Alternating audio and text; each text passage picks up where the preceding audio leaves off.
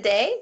I just want to bring in our newest featured author. His name is Rob Robinson, and we're going to ask him all about how he's become a published author and get some information out there for all of you who are learning to be published or aspiring to be there or have done it and want to do it another way, in a different way.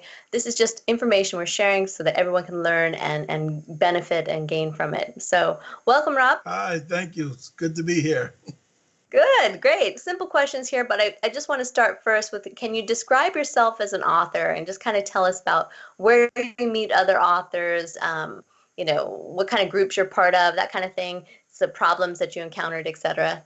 Yeah, well, I just basically met up with authors on various websites and things of that nature. And I started writing, actually, it all started with a paper that I did for school a few years ago. And the professor who graded the paper felt as though I should put it into book form. That's how I got started. I never had a dream to be an author, but once I got started, was unable to stop, but because in my field, I'm able to give a lot of information. And so I think that's really one of the things that really keeps me going as far as being an author is concerned and writing many books. That's great. That's great. Do you have any groups that you meet other authors, or are you just out there solo? How's it surviving in the world there? Well, it's mainly solo, but I've encouraged a lot of other pastors to start writing.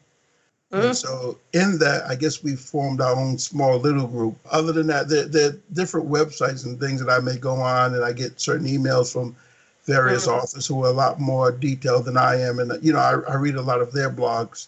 Right. But I mainly stick within the small group of pastors. We pretty much talk and encourage one another to write and so on and so forth. Excellent. Okay. So why was it important to publish your book? What was motivating you? What was your ultimate goal there? Well, like I said, when I wrote the paper and the professor, he graded it and he felt as though it should be in book form, I put it in book form, my very first book, but the response was pretty good. And I think that really encouraged me more to keep going. It was pretty much due to, I think, the response of the first book. I mean, I didn't sell thousands, don't get me wrong, but the response that I got was pretty assuring and encouraging. That's good. That's good. I mean, it keeps you going. It's always nice that somebody appreciates what you're doing out there in the world. So yes. Really good. Did you have an ideal end result in this, or how has it evolved over time now? Where are you going with your publishing? I'm still publishing. I've published over 40 books. Wow. Yeah, but I have a unique group of people, my audience. I have a unique audience. And, like I said, my background is theology. And so in Christian. And so because of that, I have a unique audience that really supports my writings. So I pretty much focus all of my books geared towards that particular audience. And I get a response. I travel a lot. And so I get a lot of questions. Well, when's your next book coming out? That sort of thing. So, yeah, that's what keeps me going. Yeah, that's amazing. Congratulations. That's a good one. Where do you find help and information that you need to become a published author? How did you find out all that? Groups or tools or people? Do you have any recommendations you would share out there? Internet. There is a site that I can't think of it that's extremely helpful, especially to self-publishers. Okay. And the name escapes me. I'm sorry. That's okay. It's a great help. And then because I publish through a particular self-publishing, I've been dealing with them for maybe the last 8 years. There's a lot of information on their website as well. And so that helps. That's pretty much where I get my help from. Okay, good. When you're doing this, obviously you've been doing this for a long time and you've got a lot of books to show for it. How did professional editing fit into your vision? How does it fit into your publishing success? It makes the process faster, makes the process much more easier. When I first started writing, I used an editor that I had to double space everything, print the pages out, mail the pages to that individual, and then wait about 3 weeks to get it back. Then corrections, and it was just, and this went on for years. Yeah. But I challenged a cousin of mine to write a book. Mm. She started writing the book, and then she found first editing. She found first Uh-huh. editing, and she told me about first editing. That's how Mm. I started using first editing. But Oh, I did it the old-fashioned way for years, and the process for first edit, it's so much easier, yeah. uh, much less time. I can go on and on and on, and I've been using first editing for, I want to say, my last 15 books I know. Wow. I use That's first great. editing, yeah. And That's I've gotten great. a lot of other authors to use them as well. Well, we'll keep you going fast so you can make another 50 or so. No Yeah. problem. Okay, so tell us a little bit about you've told us about your strengths. Now we're going to ask about your weaknesses. What were your biggest roadblocks in writing and becoming an author there? Oof. Content, number one, remaining focused. Yeah. That was the hardest. Remaining focused. Sometimes I got frustrated because I felt as though the book was becoming repetitious, Mm. or the manuscript was becoming repetitious. It's too short. It's too long. It's not enough. Just your mind goes blank, Yeah. and I've dealt with those issues many, many times. Mm. Yes. Yeah, they can hold you back, but I think it's good for our other authors out there to hear. We Okay. have the same roadblocks. Focus. Oh, who doesn't in this world? We're all being bombarded with 1,000 different items every day, and staying on task is really hard. So, what steps did you use to achieve your success? So, what was required from you? One thing that really helped me was I'd have to put the manuscript down, back away, maybe a week, 2 weeks, Mm. maybe even longer, and just take a break. Um, that helped. Right. My wife, she's published a few books as well. Hmm. Talking with her, talking about the content, that helps. Talking to other pastors, that helped as far as what I'm trying to do. But I think the biggest thing was slowing down, not trying to be so fast, not trying to not giving myself a deadline. I think that was the Right. biggest thing. Stepping away, I think that helped. That's good. That's good. We can put a lot And of pressure critique, on ourselves. good critique, accepting critique. Mm. That helped. You know, from Yeah. people that want to be very honest. You know, Yeah. that helped. That's good. And that's a tough one. That's a Yes, tough it one. Okay, so tell us about the cost, because everybody asks, how much does it cost to publish a book, self-publish, do all these things, and how can other authors save money, avoid unnecessary costs? Share with us what you found.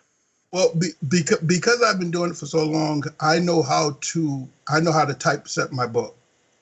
So Good. that saves me a ton of money. I Mm. do my own typesetting, Right. and I have people that can do a cover for me, different graphic designers. That Mm. cuts my costs.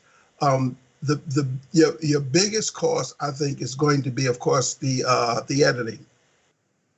It has to be done. I think that's your biggest. With me, my biggest cost is my editing. Right. With someone else, it may be getting the book typeset, getting the book cover done, and the Mm. editing. So it really depends.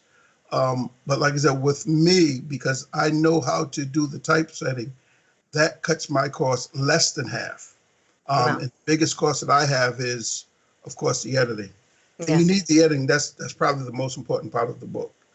Yeah. So I think that's the major cost. Your typesetting, your editing, and then Mm. if you got your designing, if you have to get a book designer, of Mm. course, some self-publishers, the self-publishing itself is actually very, if you go with who I go with, is very inexpensive. I Okay. used to use a lot of traditional publishers in times past. It Mm. was costing me $3,000-4,000, and you had to purchase 200 books. I had a bad situation. My Oh. administrator who handles my books and everything, she kept all of my books at her house. And she had a problem in her house. She had a flood in her basement, and I lost all of my books. Oh, Yes. no. And so that was money down the drain. And so with self-publishing, um, when I travel, I order, and then I'll have the book shipped to wherever I'm going. Mm, Um, I keep just a few on hand. That's right. what I do. So self-publishing is actually the best way to go. Your Mm, cost can be, it depends on what you can do to offset that cost. That's how it works with me. But with me, like I said, my biggest cost is the editing. Everything else I can do, yeah, it's which is true. a great help. We would love to say that we're less, but it's just not possible. It's just the way it is. But for us editing, the cost is a lot more. It's a lot more. The cost is a lot more cheaper than your traditional uh, editors.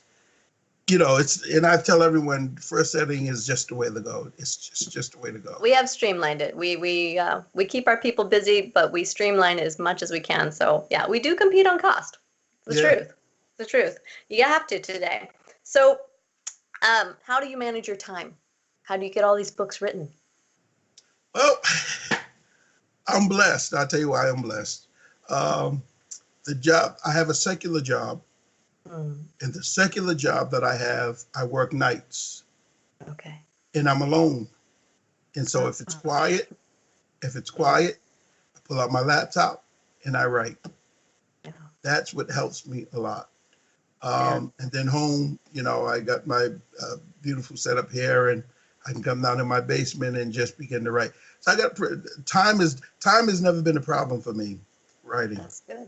I've always been able to have the time. So, I'll write. I'll be on airplanes and everything else, and I'll just start writing. So time has never been an issue. Oh, a lot of people are going to be jealous of that answer. Yeah. So, are there any potential time wasters that you would advise people to avoid? Anything that is a time sucker, I like to call it? You have any problems with that? You can end up drifting off. Mm-hmm. You can end up wasting time by just not really being serious about what you really want to do. When I feel like writing, I'm going to write. When I feel it in me to do, I'm going to do it. If I don't feel up to it, I'm not going to make myself do it. I think when you make yourself and you don't feel up to it, I think that's when you end up wasting a lot of time. That's true. That's true. True in most things, I think. Yeah. So, did you encounter any frustrations that you can think about, or is there anything you wish you'd done differently or simply avoided? I mean, obviously you've got several books, but how do we avoid frustrations, or what are things that you've learned that over time that you would make recommendations for other authors? Well, I think you're always going to have frustrations, and sometimes the frustrations aren't bad because it really makes you think. But once you see the finished product, I think that's the biggest encouragement. Once you see that the book is done, that's the biggest encouragement. It's just that the toughest part for some people, including myself, is remaining focused. Yeah. Remaining focused and just, you got your mind set on a particular concept, you know what I'm saying? And trying to stick to that is the hardest part. You just got to remain focused. You just have to, I guess, maybe pace yourself. I talk to different writers and they face maybe the same things, but handle it a different way. So it's just, you develop your own way of doing things. And I think the main thing is just try to remain focused. Good advice. Focus, focus, focus. Yeah. So, how did you feel at the very beginning of this journey when you were writing that first book, and how do you feel now? Oh, I was scared. When I started, I was scared half to death. My wife, because I don't have much money now, but I had no budget. So I used my poor old wife. She had to proofread the book at least 1,000 times. Oh. And it was, and I was nervous. I was afraid.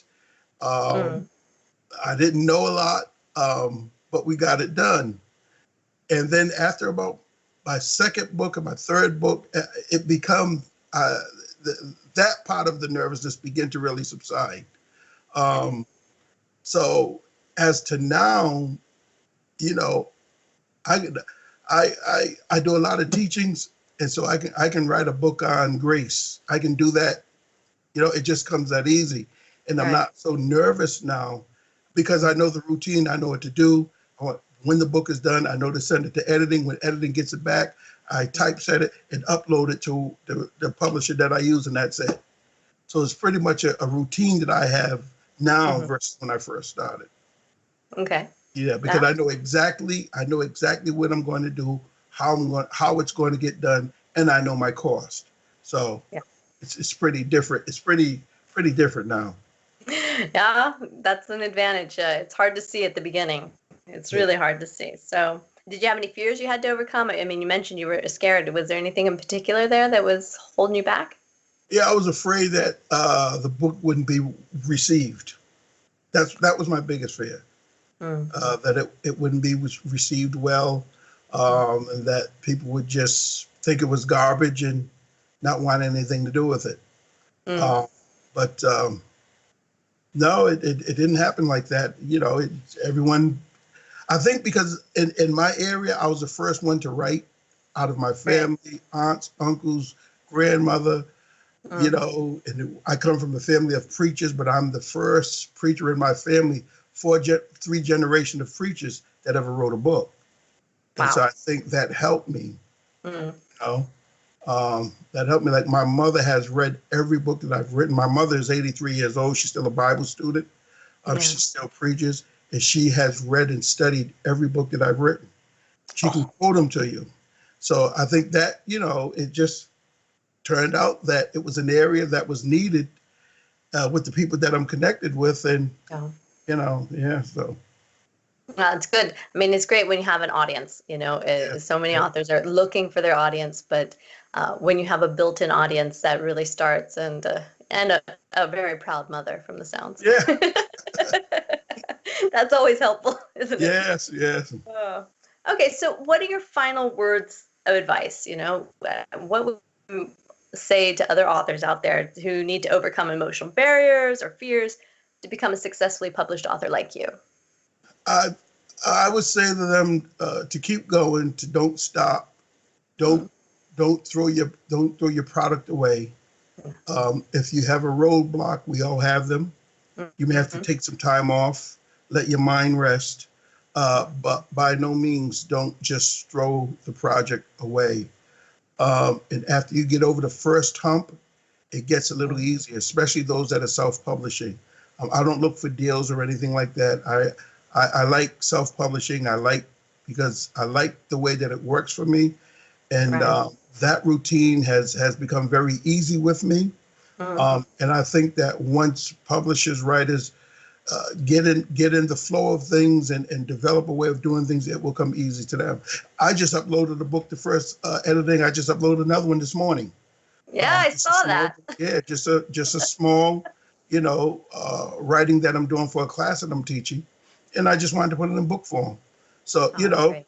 I just felt like doing it, you know, so it will come that easy, but you got to be consistent, know when to back off, you know, but by no means don't quit, don't throw it away. I challenge pastors everywhere I go. I feel that every pastor should write a book, especially a pastor that's been doing it for a long time. You should leave something to let us know what you've accomplished, your failures, you know what I'm saying, things that you have mastered, any wrong decisions, even wrong decisions that you have made, I think will be a help for future generations. And that's how I feel about writing and authors as well. Oh, that's great. Well, let's hope you do that. We'll definitely want to hear all your advice on authors. Maybe we should talk a little bit more of that afterwards. But this is great. This is really great. I think that everyone can definitely benefit from this, and focus and the struggles you overcome, and just having faith that as you take each step, it does get easier. And I mean, you can feel it, like, well, then I just typeset it, and then I upload it, and then and I do another one, and I just felt like it. So so many people are going to be jealous of that, but that's really great because it's true. It's like anything. You start to learn something and you just got to repeat, repeat, repeat, and it just takes time. Yeah, it Once does. you have it, it's there. So that's great. Well, thank you so much for sharing today. I look forward to sharing this with everyone, and the best of luck on all these new books. Thank you. It's been my pleasure.